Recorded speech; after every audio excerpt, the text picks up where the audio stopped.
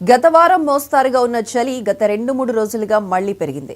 దీంతో రాష్ట్ర వ్యాప్తంగా చలి తీవ్రత గణనీయంగా పెరిగిపోయింది. ముఖ్యంగా అల్లూరి ఏజెన్సీ ప్రాంతంలో ఆదివారం ఉష్ణోగ్రతలు భారీగా పడిపోయాయి. చాలా ప్రాంతాల్లో దట్టమైన మంచు అలుముకొని కనిపించింది. దీంతో వాహనదారులు రోడ్లపై ప్రయాణించేందుకు తీవ్ర ఇబ్బందులు పడ్డారు.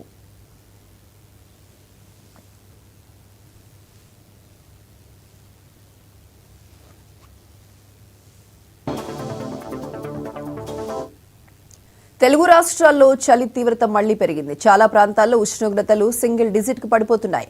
ఒక్కసారిగా ఉష్ణోగ్రతలు తగ్గుముఖం పట్టడంతో శనివారం అర్ధరాత్రి నుంచి 2 రాష్ట్రాల్లో చలిగాలులు విజృంభించాయి. ముఖ్యంగా ఏపీలోని అల్లూరి జిల్లా ఏజెన్సీ ప్రాంతంలో ఉష్ణోగ్రతలు దారుణంగా పడిపోయాయి. ఏజెన్సీ మొత్తం దట్టమైన పొగమంచు కంపేసింది. ఆదివారం ఉదయం 10 గంటల వరకు పొగమంచు దట్టంగా అలుముకొని కనిపించింది.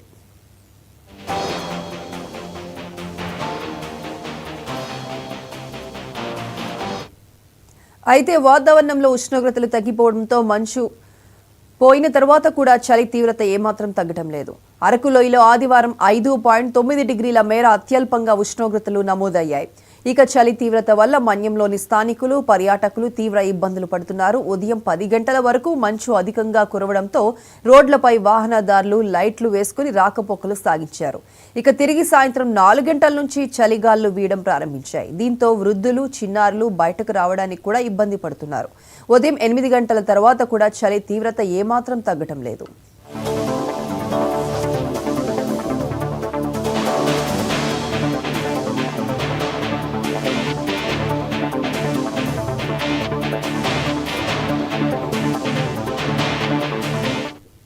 సాధారణంగా సంక్రాంతి సమయంలో రాష్ట్రంలోని చాలా ప్రాంతాల్లో ఉష్ణోగ్రతలు కనిష్టానికి పడిపోతుంటాయి. ఈ ఏడాది కూడా ఇదే సీన్ రిపీట్ అయింది. సింగిల్ డిపాజిట్కే టెంపరేచర్లు పడిపోవడంతో చలి తీవ్రతకు ప్రజలు గజగజ వణికిపోతున్నారు. అటు తెలంగాణలోనూ చాలా ప్రాంతాల్లో 12 నుంచి 15 డిగ్రీల వరకు ఉష్ణోగ్రతలు పడిపోయాయి. ఈ అంశానికి సంబంధించి పూర్తి అప్డేట్స్ మా రీజనల్ కోఆర్డినేటర్ కిరణ్ ఫోన్ లైన్లో అందిస్తారు. Kiran, good morning Priyanka. ఇటీవల మనం చూసుకున్నట్లయితే తెలుగు రాష్ట్రాల్లో అత్యధిక ఉష్ణోగ్రతలు నమోదు కావాల్సినటువంటి సమయం ఆసన్నమైనప్పటికీ కూడాను మంచు కారణంగా చలిగాలులు తీవ్రంగా అత్యల్ప ఉష్ణోగ్రతలు నమోదవుతున్న పరిస్థితి మనం చూస్తూనే ఉన్నాం. సాధారణంగా సంక్రాంతి పూర్తయిన తర్వాత 30 నుంచి 32 డిగ్రీల సెల్సియస్ కు ఇటు తెలంగాణ స్టేట్ కావచ్చు, అదేవిధంగా ఆంధ్ర స్టేట్ లో కావచ్చు సర్వసాధారణంగా నమోదవ్వాలి.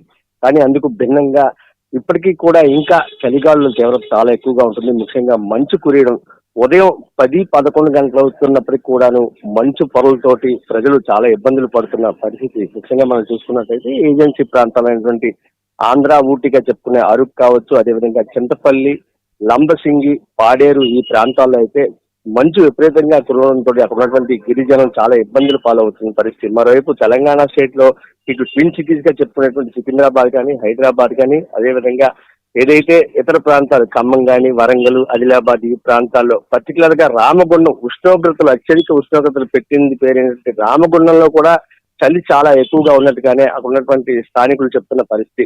దీనికి ప్రధానంగా ఈశాన్య వైపు నుంచి వస్తున్నటువంటి గాలులే కారణం అని చెప్పి వాతావరణ శాఖ నిపుణులు చెప్తున్నారు. మరోవైపు గత ఏడాది డిసెంబర్ నెలలో విపరీతమైనటువంటి అల్పపీడనాలు, వాయుగుండాలు సముద్రంలో ఏర్పడిన కారణంగానే ఈ పరిస్థితులు తలెత్తున్నాయని చెప్పి గతంలో ఒక 2-3 ఇయర్స్ బ్యాక్ అయితే ఇదే సిచ్యువేషన్ ఎదురైంది. మళ్ళీ తాజాగా ఇప్పుడున్నటువంటి పరిస్థితులు ఇలా కనిపిస్తున్నాయి.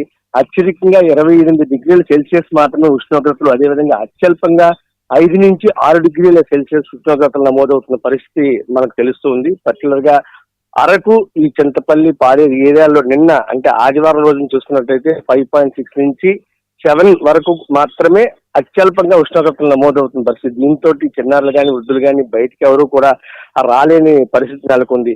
అయితే వైద్యులు కూడా ఇటీవల ఏదైతే కొత్తగా వచ్చినటువంటి వైరస్ కారణంగా కూడా దానివల్ల కొంత భయం కూడా వ్యక్తమవుతున్న పరిస్థితి. చాలా మందికి కోల్డ్ ఎఫెక్ట్ కావచ్చు, మరోవైపు దగ్గు కావచ్చు, నార్మల్ గా ఏంటంటే ఫీవర్స్ కావచ్చు, ఇవన్నీ చాలా ఇబ్బందులతోటి విశాఖపట్నంలో ఉన్నటువంటి గవర్నమెంట్ పెద్ద ఆసుపత్రులు ఏమన్నా ఇటు Visakha institute of medical science VIMS కానీ, మరోవైపు కేజీహెచ్ కానీ ఇటువంటి వారితో నిండిపోతున్న పరిస్థితి ఈ రోజు కనిపిస్తుంది. దీని అందరికీ ప్రధాన కారణం ఈశాన్యం వైపు నుంచి వస్తున్నటువంటి గాలుల కారణంగానే చలి తీవ్రత చాలా ఎక్కువ ఉంది. ఇదే పరిస్థితి మరో 1 వీక్ కానీ లేదంటే ఈ మంత్ ఎండింగ్ వరకు కంటిన్యూ అయ్యే పరిస్థితి ఉంటుందని చెప్పి వాతావరణ శాఖ నిపుణులు కానీ శాస్త్రవేత్తలు కానీ చెప్తున్న పరిస్థితి. అయితే ప్రజలెవరూ కూడా అప్రమత్తంగా ఉండాలి, పర్టికులర్ గా మాస్కులు ధరిస్తే కొంతవరకు సేఫ్ గా ఉండొచ్చు అని చెప్తున్నారు. అదేవిధంగా స్వెటర్స్ కానీ వీటిని చలి నుంచి తమకు తాముగా రక్షించేందుకు ఖచ్చితంగా స్వెటర్స్ యూజ్ చేయాలని చెప్పి కూడాను వాతావరణ శాఖ చెప్తున్న పరిస్థితి. అయితే ఈ చలిగాళ్ళు ఇంకొక 1 వీక్ కానీ ఇందాక నేను చెప్పినట్టుగా, లేదంటే ఈ మంత్ ఎండింగ్ వరకు కూడా కొనసాగే ఛాన్స్ అయితే ఎక్కువ ఉంటాయి. క్రమేణా ఫిబ్రవరి నుంచి కూడా ఈ ఎండలు మళ్ళీ యథాతథంగా కొనసాగే అవకాశం ఉంటుందని చెప్పి వాతావరణ శాఖ చెప్తున్నది. ఇక ఈ చలి కారణంగా చిన్నారులు అయితే చాలా ఇబ్బందులు పాలవుతున్న పరిస్థితి, అలాగే వృద్ధులు కూడా బయటికి రాలేని పరిస్థితి. ఉదయం 11 గంటల వరకు కూడాను ఎండ అసలు కనిపించలేని పరిస్థితిగా ఉంది. ముఖ్యంగా మంచు కారణంగా, విపరీతమైనటువంటి మంచు కురుస్తున్న కారణంగా వాహన చోదకులు అయితే చాలా ఇబ్బందులు పాలవుతున్న పరిస్థితి.